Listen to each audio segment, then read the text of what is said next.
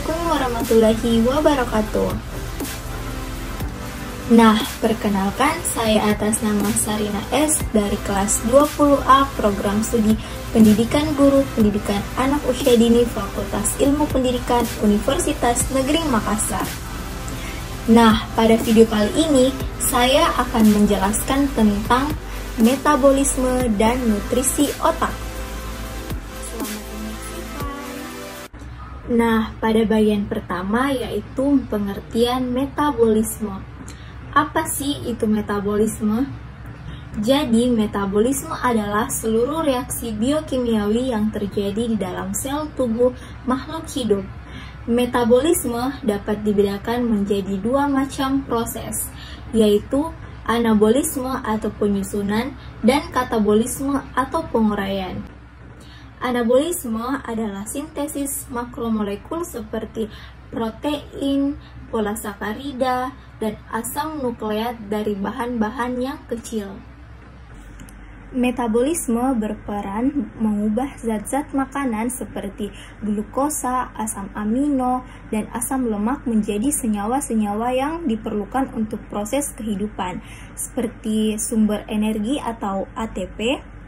Energi antara lain berguna untuk aktivitas otot, sekresi kelenjar, memelihara membran potensial sel saraf dan sel otot, dan juga sebagai sintesis substansi sel. Zat-zat lain yang berasal dari protein berguna untuk pertumbuhan dan reparasi jaringan tubuh. Hasil metabolisme tersebut kemudian dimanfaatkan oleh tubuh untuk berbagai keperluan, antara lain sumber energi, mengganti jaringan yang rusak, serta pertumbuhan dan lain-lain. Tubuh membutuhkan energi agar setiap organ tubuh berfungsi dengan baik. Energi dihasilkan melalui proses metabolisme tubuh dengan cara mengubah makanan dan minuman yang dikonsumsi. Dengan adanya energi sehingga dapat menjalani aktivitas sehari-hari seperti berjalan, bekerja, berolahraga, dan lain-lain. Beberapa fungsi tubuh yang dipengaruhi oleh proses metabolisme adalah bernafas, mencerna makanan, mengalirkan darah, memperbaiki dan memperbarui sel. Bagian kedua yaitu energi untuk metabolisme otak. Vera Tamala pada tahun 2017 menyebut bahwa otak membutuhkan banyak energi, sama seperti anggota tubuh lainnya. Bahkan, otak bisa memakan energi sebanyak 1/4 dari total asupan energi tubuh. Ini tak mengherankan, sebab lebih dari 80 miliar neuron atau sel saraf mengirim dan menerima sinyal untuk berpikir dan mengatur emosi selama 24 jam tanpa henti setiap harinya. Bahkan saat kita sedang tidur sekalipun. Sebagian besar energi untuk otak ini diambil dari glukosa yang berasal dari karbohidrat. Sekitar 50% dari asupan glukosa yang masuk ke tubuh bisa digunakan otak sebagai energi. Oleh karena itu, mungkin kita akan merasa pusing dan kurang fokus saat merasakan kelaparan. Karena pada saat lapar, otak tidak mendapat glukosa yang cukup untuk diubah menjadi energi. Kemudian, otak pun mengalami kekurangan energi. Walaupun energi utama otak adalah glukosa, dalam keadaan tertentu, otak juga menggunakan energi dari sumber lain di luar karbohidrat. Hal ini terjadi saat cadangan karbohidrat dalam tubuh hampir habis.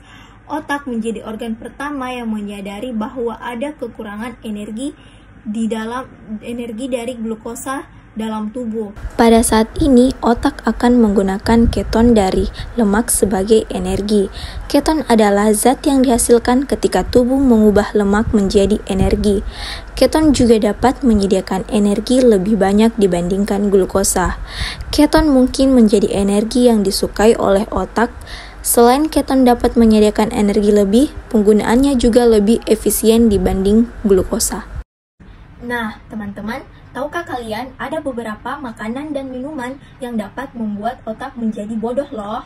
Nah, yaitu ada teh dan kopi, ada gorengan, ada soda dan minuman kemasan, ada makanan yang mengandung banyak gula, ada makanan cepat saji, ada makanan instan, dan daging olahan. Nah, bagian ketiga yaitu pengaruh makanan terhadap otak. Menurut Diana tahun 2013, gizi yang optimal dan seimbang sangat diperlukan untuk perkembangan susunan saraf. Perkembangan otak yang terganggu dapat memengaruhi tingkat kecerdasan. Masa pertumbuhan bayi merupakan masa yang sangat peka atau pengaruh kurang gizi yang akan berpengaruh terhadap pertumbuhan otak dan gangguan pertumbuhan intelijensia. Otak membutuhkan pasokan energi dari berbagai sumber seperti omega 3, yaitu EPA dan DHA, termasuk asam linolenat berfungsi untuk pembentukan sphingomyelin dan merupakan komponen struktural sel saraf atau myelin. Nah, bagian keempat yaitu nutrisi, gizi, dan vitamin energi otak. Peran nutrisi dan gizi bagi perkembangan otak sudah diakui sangatlah berpengaruh. Faktor nutrisi dan gizi sangat menentukan dalam upaya mengoptimalisasi perkembangan otak, terutama perkembangan otak yang terjadi dalam kandungan atau janin. Sebelum membahas lebih jauh tentang hal nutrisi dan gizi, maka diuraikan konsepsi nutrisi dan gizi, yaitu pertama, konsepsi nutrisi. Nutrisi secara umum sering diartikan sebagai proses pemasukan dan pengolahan zat makanan oleh tubuh, makanan bergizi, ilmu tentang nutrisi. Dengan demikian, nutrisi dapat diartikan sebagai keberadaan makanan bergizi atas makanan dan zat-zat yang telah diolah. Yang kedua, konsepsi gizi. Secara umum, gizi adalah zat-zat makanan yang dibutuhkan untuk mendukung pertumbuhan tubuh. Bagi tubuh, makanan yang baik adalah makanan yang mengandung gizi. Bagian kelima, yaitu konsepsi vitamin dan suplemen otak. Meski berfungsi untuk memberikan asupan nutrisi untuk tubuh, tetapi vitamin dan suplemen ternyata berbeda loh. Vitamin sudah pasti suplemen, tetapi tidak semua suplemen adalah vitamin. Berikut ini pengertian dan apa hal yang membedakan antara vitamin dengan suplemen menurut Aprilia 2019. Pengertian vitamin. Vitamin adalah nutrisi tambahan yang diperlukan bagi tubuh untuk bisa menunjang kinerja tubuh.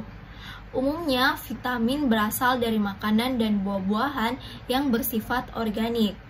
Tubuh manusia membutuhkan vitamin. Hal ini dikarenakan tubuh manusia mungkin saja kurang dalam produksi vitamin yang dibutuhkan tersebut. Seperti contohnya ketika kita sedang berjemur di pagi hari, sinar matahari pagi membantu produksi vitamin D pada tubuh kita.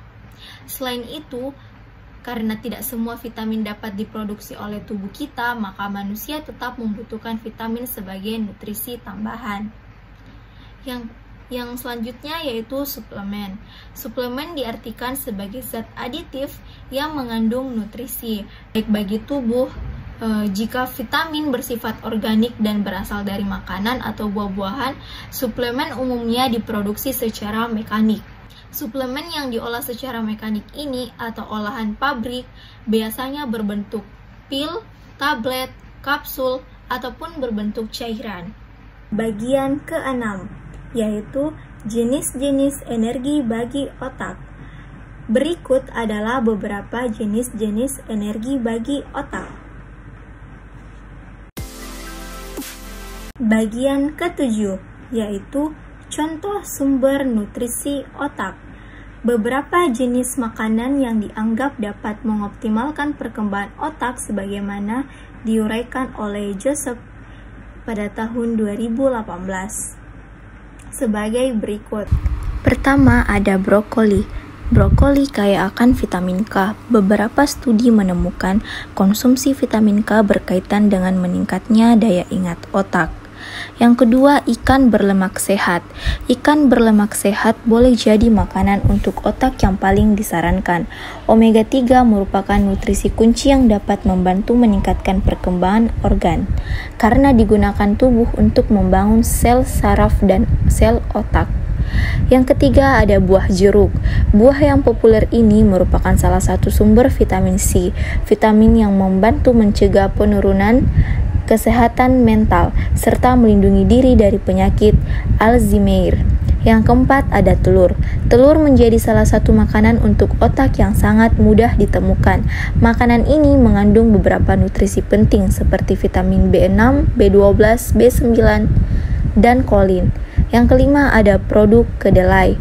Kedelai dan olahannya juga menjadi makanan untuk otak yang sangat mudah dicari. Produk kedelai kaya dengan polifenol, molekul antioksidan. Yang keenam ada beri. Buah-buahan beri juga mengandung polifenol, molekul antioksidan yang dikenal bermanfaat untuk otak. Yang ketujuh ada kacang-kacangan, mengandung lemak baik, protein, vitamin E, dan antioksidan. Yang kedelapan ada alpukat, yaitu makanan yang kaya akan vitamin E. Yang terakhir bayam. Bayam adalah makanan untuk otak yang bisa meningkatkan fungsi dan kinerja otak. Nah, teman-teman, itulah tadi penjelasan saya mengenai nutrisi dan metabolisme otak. Sekian penjelasan dari saya, kurang dan lebihnya mohon dimaafkan. Saya Sarina S. mengucapkan terima kasih. Assalamualaikum warahmatullahi wabarakatuh.